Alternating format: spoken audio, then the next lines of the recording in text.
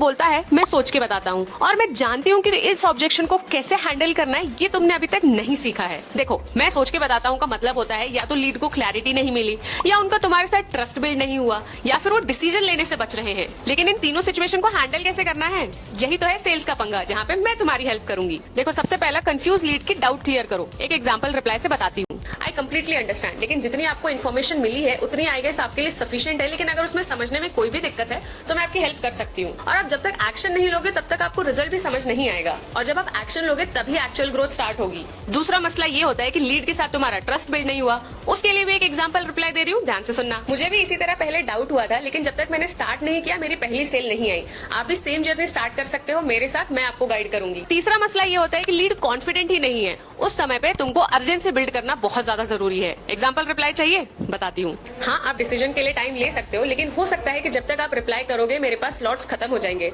और ऑफर और अपॉर्चुनिटी बार बार नहीं आते हैं। तो कुछ समझ आया? मैं सोचता हूँ का रिप्लाई अगर थोड़ी स्ट्रैटेजी से दोगे तो सेल जरूर क्लोज होगी। अगर तुम स्क्रिप्ट समझ गए हो, साइकोलॉजी तुमने पकड़ ली है, तो तुमको ये भी समझ आ गया होगा कि पिच से ज्यादा प्रेजेंस जरूरी है। और ऐसे ही सेल्स हैक्स के लिए फॉलो अचीव विद लीड्स करो।